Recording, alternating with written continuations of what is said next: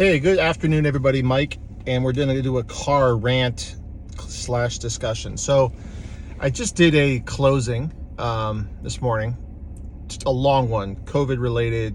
Embassy was backed up, so we've been dealing with it. It's been about a year to get to the closing point. And this particular business had some, you had some opportunities to learn online about the equipment that was, being rented and sold.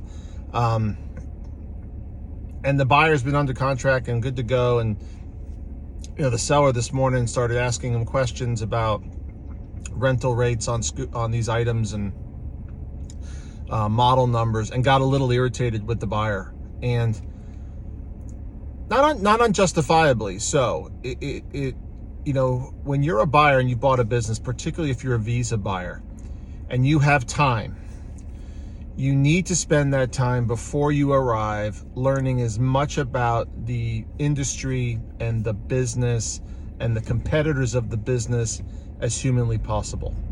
Oftentimes, business buyers, particularly visa business buyers, default. In 800 feet, turn left onto Sykes Boulevard, north-south route. Pardon the background music. They default to looking at financials and worrying about the legalities of the visa process or the legalities of setting up a company. Turn left. And frankly, that's the least concern. If you've route. hired the right professionals, whether it be the broker, the accountants, and the attorneys, they can do those things for you, and you really don't need to spend a ton of time on that. The time you have prepping for the business and the education you give yourself can be really, really powerful and make you a better operator when you get into the business. Second item, you need to know what things matter. When you buy a business, you need to know the thing that it does and execute against the thing that it does. Not worry about whether or not your bank statements are reconciled to your tax return or your P&L immediately, or those minor mechanical things. Again, that's an accountant and a broker assist item. And if you don't hire the right broker or the right accountant, and they're not doing those things, that goes back to hiring the right people to support you in this process.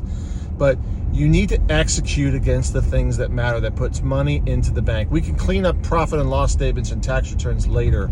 In those first initial months, selling the item, renting the item, doing the thing that produces the income is what matters. You need to master that craft. The management is secondary to the craft that you're buying or the business that you're buying. Just a quick thought and lesson learned.